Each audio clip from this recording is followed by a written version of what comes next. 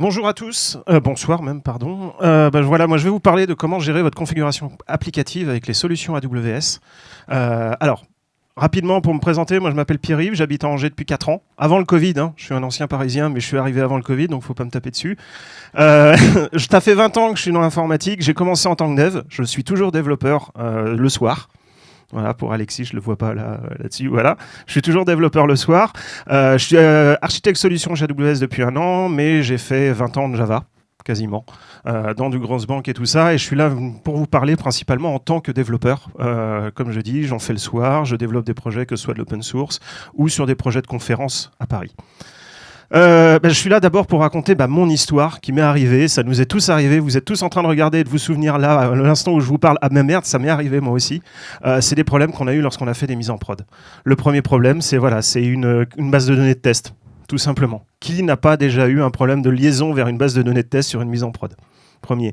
Le deuxième, un développeur qui est en train de tester une API. Moi, je l'ai eu avec Stripe. Je ne sais pas si vous connaissez cette solution de paiement. Ils fournissent des clés de test. Et j'avais un développeur qui était en train de travailler avec Stripe, tranquillement dans son coin, qui a livré son code. Sauf que il y avait la clé de test. 2 heures de production perdue, je peux vous dire, ça fait très mal sur les finances de la société, déjà de 1. Et alors, le dernier truc aussi qui est toujours intéressant, vous êtes en train de déployer une nouvelle version, une nouvelle solution, une nouvelle fonctionnalité, et la CI/CD s'est déclenchée trop vite, et c'est en prod, mais le PM il est pas content parce que il manque tel design, il manque telle chose, le wording il est pas bon, et ainsi de suite.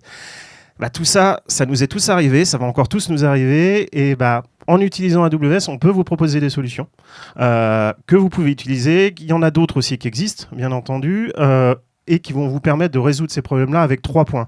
Le premier, c'est de pouvoir externaliser votre configuration. Voilà, typiquement, la clé d'API, la clé de test d'API, qu'elle ne soit pas stockée dans le code, ne serait-ce que pour que ce ne soit pas sur GitHub et que vous fassiez afficher sur /dot, premièrement.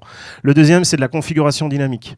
Qu'est-ce qu'on entend par configuration dynamique ? C'est, par exemple, les feature flags. Pour ceux qu'on a déjà utilisé, d'être capable d'activer, désactiver des chemins de code à la volée. Et la dernière, c'est de valider la configuration.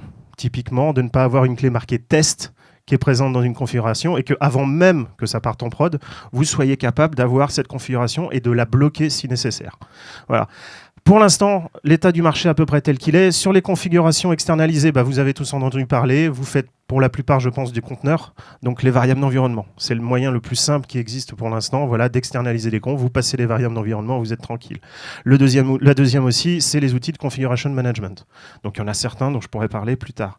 La deuxième chose, c'est la configuration dynamique, dont je vous ai parlé des feature flags. Donc pour ceux qui ne connaîtraient pas, c'est juste des booléens qui vont permettre d'afficher une page ou une autre, un changement de code tout simplement, ou alors une autre chose qui est assez rare quand même encore, mais il y a des solutions, c'est du pull mode, c'est-à-dire qu'au lieu d'injecter la configuration dans l'application, c'est l'application qui va tirer sa configuration toute seule et à intervalles réguliers. Et enfin, valider la configuration, là, il n'y a pas d'outil réellement là-dessus, c'est souvent des scripts que vos DevOps chéris, appréciez-les vos DevOps, vous n'imaginez même pas ce qu'ils font, que vos DevOps chéris sont en train de développer pour valider les configurations parce qu'il y a eu le problème de la base de données de test avant. Au niveau des produits qui existent, vous en avez quelques-uns. Par exemple, sur tout ce qui est configuration externalisée, vous avez Vault de chez HashiCorp. Pour tout ce qui est configuration dynamique, vous avez Unleash. Alors Unleash, ils font principalement du feature flag. Pour ceux qui sont sur GitLab, c'est la solution qui est utilisée dans les feature flags de GitLab. Voilà, pour vous le dire, c'est une solution open source qu'ils ont intégrée derrière. Et pour tout ce qui est validation de conf, il n'y a rien de réellement. Vous pouvez utiliser GitHub Action ou GitLab CI et avec vos propres scripts pour faire ça en avance de phase. Voilà. Côté AWS, on vous propose des solutions pour le faire. Voilà, je vous le dis clairement. Pour tout ce qui est configuration externalisée, nous on en a deux. On a la première qui est Parameter Store et la deuxième Secret Manager. Vous allez stocker dans le cloud AWS vos paramètres ou vos secrets. Exactement. Vous pouvez stocker des valeurs chiffrées ou non. Voilà, Secret Manager par défaut, ce sera chiffré, c'est-à-dire que seul vous pourrez y accéder. Vous avez des tailles de maximales de paramètres, ce qui peut aussi avoir une chose, c'est-à-dire n'essayez pas de stocker par exemple 4 mégas de configuration. Ça, c'est vu. Je veux dire, je l'ai vu depuis chez AWS, un client qui me dit « Oui, mais je comprends pas, je peux pas stocker ma configuration de 4 mégas. » Ah. Ouais, 4 mégas, c'est peut-être un peu beaucoup là-dessus. Et une chose très intéressante sur Secret Manager, pour ceux qui utilisent des clés API, alors Stripe, ils sont en train de le mettre en place, j'ai appris, c'est des rotations de clés. Je pense que vous avez déjà eu le cas où vous vous prenez un petit mail le vendredi soir à 17h45. Moi, on apprécie beaucoup de me faire ça. Oui, bonjour. Bah écoutez, on vient de changer nos clés. Faudrait que vous le changiez chez vous. Ah. Bah là, ça va être un peu compliqué un vendredi soir à 17h45. On a des solutions au travers de Secret Manager qui peuvent vous permettre de faire cette rotation automatisée et de faire tourner vos clés.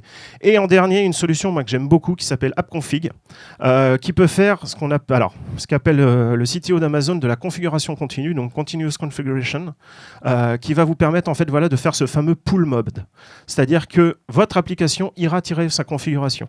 Comme les deux autres, c'est du chiffrement. Alors là, c'est du chiffrement par défaut, c'est-à-dire que les configurations sont visibles uniquement par vos applications qui ont le droit d'accéder. Il y a un système de validation, c'est-à-dire que vous pouvez faire directement une validation via un schéma JSON ou exécuter, alors chez nous c'est des fonctions lambda, donc des petites fonctions que vous pouvez exécuter pour valider votre code selon vos propres règles. Voilà, valider vos configurations selon vos propres règles. Et ensuite, il y a une fonctionnalité de rafraîchissement, c'est-à-dire voilà, votre application à intervalles réguliers ira recharger sa configuration, déjà valider si elle a été changée, et si oui, il ira recharger la configuration. Ça vous permet voilà, de faire des fonctionnalités bas de feature flagging, des fonctionnalités par exemple de déploiement de nouvelles configurations, ou tout ce que vous aurez imaginé pouvoir faire au niveau de la conf. Là-dessus. Au niveau de l'intégration de ces solutions, AWS, bien entendu, c'est natif dans nos solutions d'orchestration, c'est-à-dire que ce soit ECS ou notre Kube Manager, vous avez nativement accès à ces ressources-là au travers du code et des configurations qu'on vous fournit. Vous y accédez aussi au travers de Lambda, pour ceux qui font des fonctions as a service chez nous. Les librairies officielles, alors on a tous les langages, on a même Rust. Alors Rust, je préfère prévenir pour ceux qui sont des Rustacéens, c'est encore en développeur preview. Pouvez l'utiliser, mais ça peut casser. On le dit très clairement sur la documentation, mais au travers des API, c'est-à-dire que ce soit Java, Python, PHP, n'importe lesquels, vous pouvez directement utiliser toutes ces solutions sans aucun souci. Et pour ceux qui font du Kubernetes directement, c'est-à-dire pas via EKS, qui veulent gérer proprement leur cluster Kubernetes, quel que soit, en plus, je le dis bien, quel que soit votre cloud, vous pouvez avoir des opérateurs Kubernetes. Donc là, c'est plus vos DevOps qui auront les détails là-dessus et qui vous permettront d'aller récupérer ces valeurs. Voilà. Au niveau sécurité, parce que c'est bien d'externaliser, mais si tout un chacun peut accéder à ces ressources, ça n'a pas trop d'intérêt, clairement. Donc nous, on a une solution d'authentification qui s'appelle IAM. Je pense que pour ceux qui ont déjà touché sur AWS, ils connaissent IAM là-dessus. Utilisez IAM au maximum, utilisez des rôles, c'est-à-dire que vos applications ont des droits spécifiques quand vous les utilisez sur AWS. Chacune des solutions dont je vous ai parlé est couverte par IAM, bien entendu. Vous avez tout ça et vous pouvez tracer. Et ça, c'est le plus important, c'est que par exemple, pour tout ce qui est accès au secret, voilà, vous voulez être certain que personne n'accède à votre clé d'API pour Stripe.